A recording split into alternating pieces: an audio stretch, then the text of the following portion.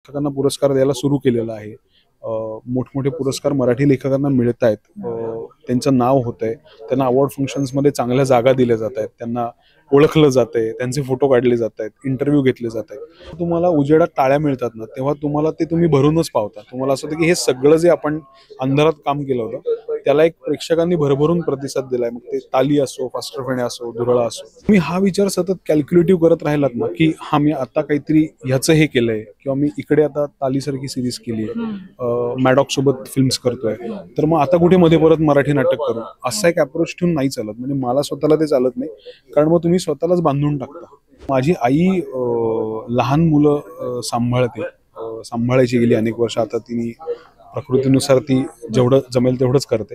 पण लहान मुलं हा माझ्या जगण्याचा अविभाज्य भाग आहे गेली 30 वर्ष. म्हणजे मी स्क्रिप्ट सगळ्या लहान मुलांमध्ये बसून लिहिलेलं आहे आणि माझे वडील हे बालरंगभूमीशी असोसिएटेड गेली 40 वर्ष.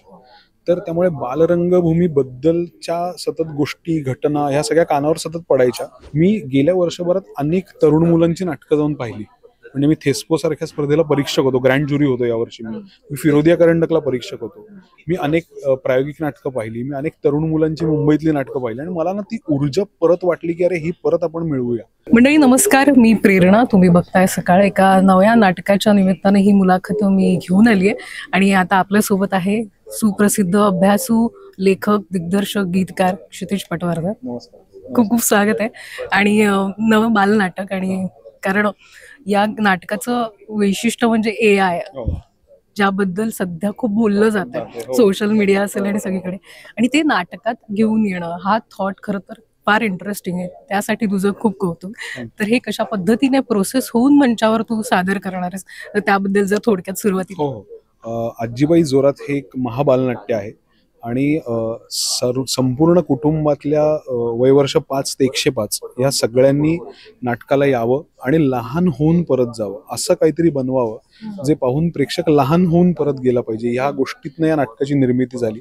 याची गोष्ट आधीपासून तयार होती, अनेक वर्ष त्याच्यावर काम चाललं होतं. रिसर्च एक आम्ही पुण्यातल्या शाळकरी मुलांसोबत केला होता आणि मग असं वाटलं की तंत्रज्ञान जर बदलते, आपलं आयुष्य, तुझं माझं आयुष्य जर तंत्रज्ञानाने बदलतंय, तर आपलं नाटक का बदलत नाहीये?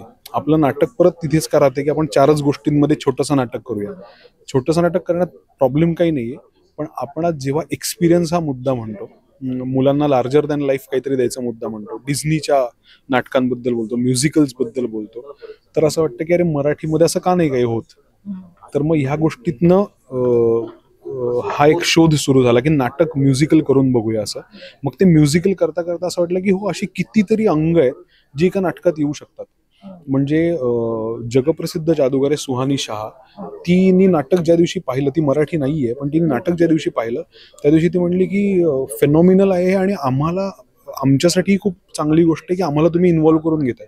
मग तिने 2 निर्मिती द्यायला जादू सांगितलं, एक अभिनयला सांगितली, जी नाटकाच्या कथेला पुढे नेणार आहे. तर ती प्रेक्षकांना बघता येणार आहे. AI चं एक गॅजेट नाटकामध्ये आहे, AI ची एक अनाउन्समेंट नाटकामध्ये आहे, इमेजमध्ये आम्ही AI वापरलेला आहे.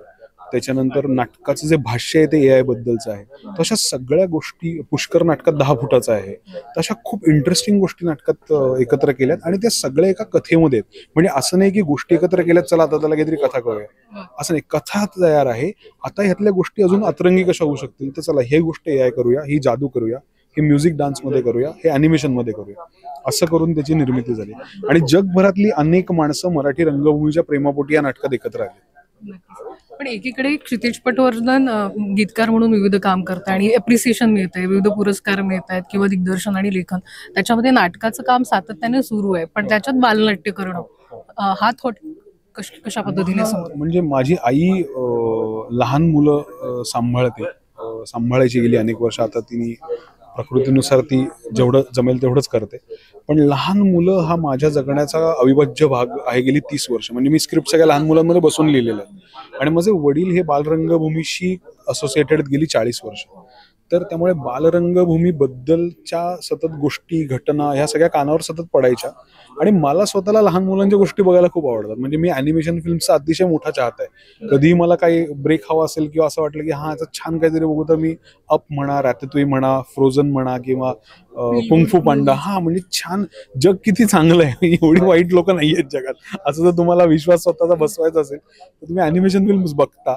आणि मला असं वाटतं की प्रत्येकाला वाटतं ना की आपण थोडं लहान व्हावं यार, आपण एवढे प्रौढ नाही होत. तर मला हे नाटक करायचं कारण ते होतं की चला परत लेखकाच्या माध्यमातून दिग्दर्शकही होऊ, अजून थोडे लहान होऊ, लहान मुलांसाठी काहीतरी करू, त्यांच्यासारखा विचार करू, त्यांच्यासारखी गॅजेट्सचं कुतूहल स्वतःमध्ये तयार करू, जगण्याचं कुतूहल तयार करू. त्यातनं ते सगळं तयार झालंय. सो ते कुतूहलाकडे परत येणं म्हणजे क्युरिओसिटी परत स्वतःची वाढवणं, हा त्या नाटक करण्यामागचा एक महत्वाचा मुद्दा आहे. पण मला असं वाटतं ना, लेखक दिग्दर्शकांची एक बाजू जी प्रेक्षकांसमोर असते किंवा त्यांना बघणाऱ्यांकडे असते, कारण कलाकारांचा चेहरा असतो, गीत गायकांचा आवाज आहे, तुम्ही तुमची जी प्रोसेस आहे ती समोर आणत असता. तर ही एक इंटरेस्टिंग बाजू आहे आणि ती तितकीच चॅलेंजिंग आहे. नाही, ही बाजू कायम चॅलेंजिंग असते, ती बाजू कायम अंधारातही असते. पण मला असं वाटतं की जेव्हा तुम्हाला उजेडात टाळ्या मिळतात ना, तेव्हा तुम्हाला ते तुम्ही भरूनच पावता. तुम्हाला असं होतं की हे सगळं जे आपण अंधारात काम केलं होतं त्याला एक प्रेक्षकांनी भरभरून प्रतिसाद दिलाय. मग ते ताली असो, फास्टरफेण्या असो, धुरळा असो. तर कायम पुरस्कार म्हणा किंवा पसंती म्हणा, हे दोन गोष्टी बाय प्रॉडक्ट आहेत त्या कामाच्या. मी त्याच्याकडे बाय प्रॉडक्ट म्हणून बघतो. मी हे बघतो की मला प्रोसेस करण्यात किती चॅलेंजेस आणि मजा येते. कारण ते चॅलेंज आलं तर मजा आहे. म्हणजे ही गोष्ट चॅलेंजिंग आहे, मग ती करून बघूया. ही गोष्ट सरळ सरळ होणारच आहे, मग आपल्याला माहिती आहे की हा येतं, आपल्याला येतं, करायचं. पण गाणी असो किंवा नाटक लिहिणं असो, सिनेमा असो, सिरीजचं एक वेगळं ग्रामर असो, हे सगळं चॅलेंजिंग आहे म्हणूनच मजेदार आहे. तर ते चॅलेंज घेणं दरवेळेला स्वतःला नवीन, ते फार गरजेचं आहे. मी आता 2 हिंदी सिनेमे माझे लिहून झाले, त्यातलं एखादं शूटिंग झालं जो यावर्षी येईल. पण त्याच्यामध्ये पुन्हा वाटलं की नाही, आपण आपल्याला काय वाटतं ते बोलू ना. आपण कशाला आपण हा विचार करतोय की आपण हिंदीत काम करतो का, मग आपण हिंदी सिनेमे केलेच पाहिजेत का, मग असं त्या इकडच्या लोकांना काय वाटेल की हा बालनाट्य करतोय, असा कधी विचार नाही केला. विचार हा केला की मला हे म्हणाय प्रश्न, कारण तू एकीकडे हिंदी पर्यंतही पोहोचलेला आहे, पण बालनाट्य जी आपली मूळ आहे हो, ते हो. विसरलेलं नाहीये. हो. नाही, कारण मला नेहमी असं वाटतं की तुम्ही हा विचार सतत कॅल्क्युलेटिव्ह करत राहिलात ना की हा मी आता काहीतरी ह्याचं हे केलंय, किंवा मी इकडे आता तालीसारखी सिरीज केली आहे, मॅडॉक सोबत फिल्म्स करतोय, तर मग आता कुठे मध्ये परत मराठी नाटक करू, असा एक अप्रोच ठेवून नाही चालत. म्हणजे मला स्वतःला ते चालत नाही. कारण मग तुम्ही स्वतःलाच बांधून टाकता आणि मग तुम्हाला कधीतरी काही वर्षांनी वाटतं की यार मी नाटकच, मी या मीडियमलाच मी विसरलो. तर मला असं वाटतं की त्या मीडियमशी बांधून राहणं, त्याच्यावर प्रेम करणं हे फार गरजेचं आहे. आणि त्याच्यासाठी एक गोष्ट मला तुला सांगायला आवडेल, कारण तू प्रश्न विचारलास. मी गेल्या वर्षभरात अनेक तरुण मुलांची नाटकं जाऊन पाहिली. म्हणजे मी थेस्को सारख्या स्पर्धेला परीक्षक होतो, ग्रँड ज्युरी होतो यावर्षी. मी फिरोदिया करंडकला परीक्षक होतो. मी अनेक प्रायोगिक नाटकं पाहिली, मी अनेक तरुण मुलांची मुंबईतली नाटकं पाहिली, आणि मला ना ती ऊर्जा परत वाटली की अरे ही परत आपण मिळवूया, हे परत आपण करूया. कारण ह्याच्यात जे रोजचं मंथन आहे ना, विचारांचं आणि कृतीचं, ते आत्ता आपल्यासाठी फार गरजेचं आहे. त्यातनं हे सगळं तयार झालं. त्यामुळे या नाटकात पण बघशील तर इंटर कॉलेजिएट, ग्रिप्स आणि कमर्शियल थिएटर आणि प्रायोगिक थिएटर या सगळ्यांची जी बलस्थाने ती आम्ही एकत्र केली. म्हणजे ग्रिप्समध्ये मोठी माणसं, लहान मुलं असतात. जो अभिनय नाटकात 10-11 वर्षाचा. फिरोदिया पुरुषोत्तमला आपण बघतो की काही ऍक्ट्स असे केलेले असतात जे ऍक्ट्स वाव असतात की अरे हे कसं स्टेजवर केलं. तसं पुष्कर नाटकात आहे की तो 10 फुटाचा आहे, किंवा AI सारखी टेक्नॉलॉजी नाटकात वापरली आहे. प्रायोगिक नाटकामध्ये आपल्याला एक आशय घनता सापडते, ती या नाटकामध्ये. आणि कमर्शियल नाटकाची एक एंटरटेनमेंट व्हॅल्यू असते, ती पण या नाटकामध्ये. सो असं चौघांचं मिश्रण या नाटकामध्ये. पण मला वाटतं या निमित्तानं प्रत्येक कलाकाराला एक आव्हान दिलेलं आहे की प्रत्येकाला एक चॅलेंज आहे. पुष्कर सारखा कलाकार, पण त्याला फिजिकली ते तितकंच द्यावं लागणार आहे. निर्मितीताई आणखीन दुप्पट एनर्जीने करावं लागणार आहे, कारण बऱ्याच गोष्टी एकाच वेळी आहेत. अभिनयला तू रंगमंचावर आण, त्यामुळे ही खूप छान टीम. आणि त्यांनी ते चॅलेंज घेतलंय. म्हणजे मला नेहमी असं वाटतं की नट अभिनेत्यांना कायम असं असतं की मला तुम्ही ना काहीतरी छान द्या, मी त्याचं सोनं करतो. आणि ही सगळी मंडळी तशी आहेत की आम्हाला एक छान काही म्हणायला मिळालं ना, तर आम्ही त्याच्यात अजून छान गोष्टी करू. म्हणजे त्यांनी स्वतःहून ज्या ज्या गोष्टी केल्यात त्या अतिशय उत्साहाने, आपुलकीने आणि कुठेही नाटकाच्या मूळ गाभ्याला धक्का न लावता केल्यात. त्यामुळे आपण नेहमी म्हणतो की मराठी कलाकारांबद्दल नेहमी मला असं वाटतं की नाटक वेड आणि नाटक प्रेम या 2 गोष्टी इतक्या ठासून भरलेल्या आहेत ना. म्हणजे मी खरं सांगतो की कमर्शियलिटी हा जर मुद्दा त्यातला पकडला, तर तुम्ही नाटक हे माध्यम प्रेम असल्याशिवाय करूच शकत नाही. आज बाहेरच्या ज्या माध्यमांमध्ये ज्या पद्धतीच्या ऑपॉर्च्युनिटीज, ज्या पद्धतीचे पैसे लोकांना ऑफर केले जातात, त्याच्या बरोबरीने तुम्ही उत्साहाने जर नाटक करताय. आज निर्मिती ते एवढ्या फिल्म्स करते पण ती नाटक करते, पुष्कर फिल्म्स करतो पण नाटक करतो. याचं कारण त्यांचं माध्यमावर प्रेम आहे.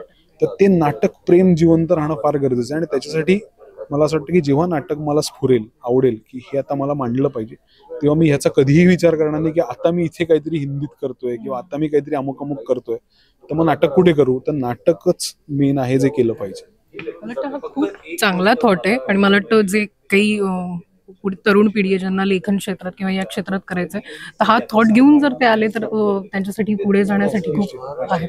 आणखीन शेवटचा प्रश्न असा की लेखक म्हणून कायम एक अवॉर्ड सोहळे म्हणा, पुरस्कार सोहळे म्हणा, तर एक मागची बाजू असते ना, तू कायम त्याबद्दल बोलत आलायस की लेखनात, तर तुला आत्ताच्या सध्याच्या ह्याच्यात जाणवतं कारण बऱ्याच पुरस्कारांमध्ये अप्रिशिएट केलं जातं आणि त्यांचं काम बघितलं जातं. नाही नाही, खूप खूप चांगली गोष्ट आहे. आणि मला असं वाटतं की तेवढं तुमचं बॉडी ऑफ वर्क पण असायला लागतं. म्हणजे हे म्हणायला की मला तो मान मिळत नाहीये, याच्यासाठी तुम्ही आधी तेवढी वर्ष तेवढं काम, तो दर्जा, ते बॉडी ऑफ वर्क करायला लागतं, मग तुम्ही हे क्लेम करू शकता.